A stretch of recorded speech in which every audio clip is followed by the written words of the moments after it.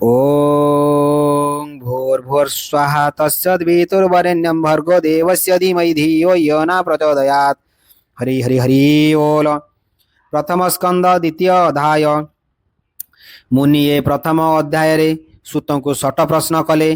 द्वितीय 4टी प्रश्नर सूत जे दियंती उत्तर। हरि बोल।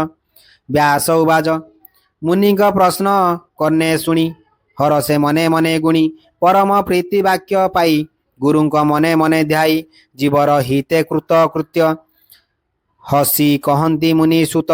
सुत उवाच जे सुख एकांत गमन करिण देहे कले शून्य पुत्रर स्नेह मने धरी व्यास डाकती उच्च करी पितार स्नेह रक्षा अर्थे उत्तर देले वृक्ष प्रथे ताहाकु मोर नमस्कार जे हृदय सर्वप्राणीकर जीवर परित्राण अर्थे करुणा बही जेहु विचिते अखिल वेदर जे सार जे अनुभव आपणार कहिले पुराणर सार ताहाकु मोर नमस्कार भारती नर नारायण जे ग्रंथ संसार तारण उदित कले ए संसारे नमई ताहांक मୟରେ नमई ताहांक पୟରେ एमते नमस्कार करी कहती मने मोद भरी शुण सकल मुनिगण साधु ए तुम्भर वचन परम मंगल ए वाणी जीव निस्तरे जहा शुणी परम धर्म ए जगत कृष्ण भक्ति जेउ मते फलर आशा जहा जही नाही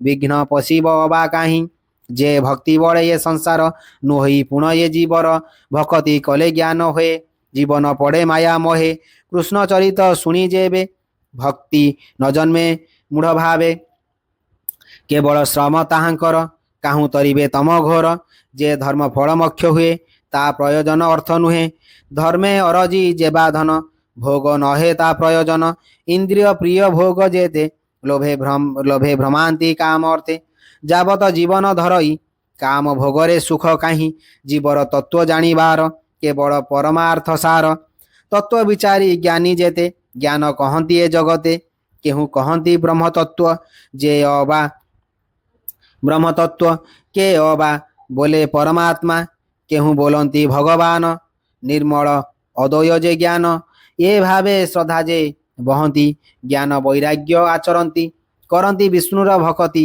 आत्मारे आत्मा को देखती एणु ये अखिल जगते अच्छी वर्णाश्रम श्रमी जेते स्वभाव धर्मी आचरणे भक्ति जे करे नारायणे तेणे संतोष विष्णु होई प्राणी की चौवर्ग देई ये घेनी होई एक मन भावे तो शिव भगवान विष्णुर गुण कर्म जेते नित्य शुणिब कर्ण पथे निर्मल करी बुद्धि मन निरते करिब कीर्तन ध्याने चिंतिब विष्णु मूर्ति पूजा करिब नीति नीति ये भावे भक्ति जोग बढ़े कर्म बंधन वेगे छिड़े एणु जगते ज्ञानी जेहि हरि न भजी केबा रही कृष्ण कथारे रति जार से प्राणी भव मध्य सार हरि कथारे जार श्रद्धा ताकु न लागे भाव भव बाधा पुण्य तीर्थ को आश्रय कले से तीर्थे साधु संगे संग मिले भकत संगे जेबे मिसे तेबे से हरि रसे रसे कृष्णर कथा जे शुणती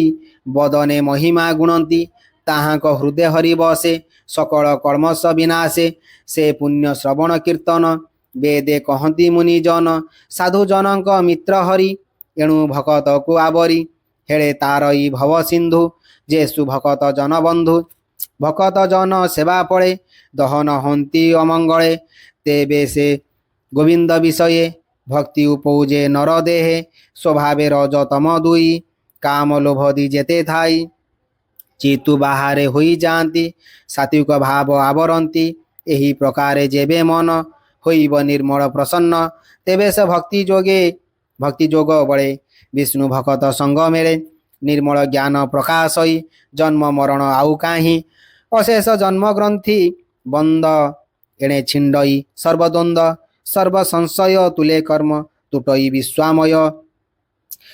विश्वमाया भ्रम आत्मारे आत्मा को देखती जन्म मरणे नाही भीति एणु पंडित जन जेते आनंदे भक्ति जोग मते हरि विषय दृढ़ चित्ते नित्य चिंतन्ति आत्महिते विष्णुर मायारु संभूत आदि प्रकृति जनमात जे सत्व रजतम गण सृष्टि पालन संहारण अनादि परम पुरुष।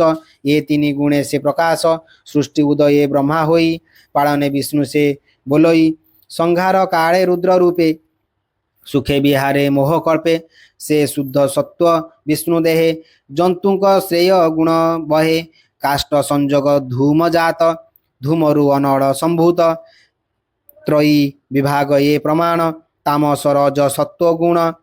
ये भावे ब्रह्म परिमाणी, भव सागरु तरे प्राणी। निर्मल चेता मुनि जेते, विचार करी आत्मा हिते। विष्णु विशुद्ध सत्व जानी, भजिली मोक्ष परिमाणी। तामस रजगुणे जेते, जे भूतपति ये जगते। स्वभावे घोर भयंकर, एणु न भजे साधु नर। अहिंसा शांति गुणे थांती, हरिचरण नित्य चिंती। धन संपदे जार इच्छा, से करे पितृभूत दीक्षा। संसारे वेद यज्ञ जेते, जोग साधन क्रिया मते। परम ज्ञान तप आदि, कठोर जेते धर्म साधि। ए सर्व विधि धर्म जेते, करिब विष्णु प्रीति अर्थे। ए तीनि गुणे नारायण, सृष्टि पालन संहारण। ए रूपे आत्मा माया करी, विश्व संसारे से बिहारी। स्वभावे निर्गुण मुरारी, खेलई त्रिगुण आवरी। सकल जीव मध्य धाई, अज्ञाने जीवन जानई। अशेष महिमा जे धरे, किबा उपमा देवा तरे। सकल भूते हरि बसे, क्षेत्रंग रूपे प्रकाशे। अग्नि जे सने काष्टे थाई, से रूपे विश्व आत्मा से ही। भूत इंद्रिय मन करी, निर्मत अटे भूत चारी। स्वतंत्रे सेहु देह थाई, विषय भोग को करई। देव तिर्यक नर आदि, जे लीलावतार प्रसिद्धि। तहिरे अनुरक्त होई, पाळई सत्वगुण बही। से हरि चरण पंकज, सुजने मन देई भज। कहई दास जगन्नाथ, गीत प्रबंधे भागवत। इति श्रीमद् भागवते महापुराणे परमहास्यां संहितायां प्रथम स्कंदे नैमिषीयोपाख्याने भगवदनुवर्णनं नाम द्वितीय अध्याय शेष। हरि हरि हरि बोल, हरि हरि हरि बोल।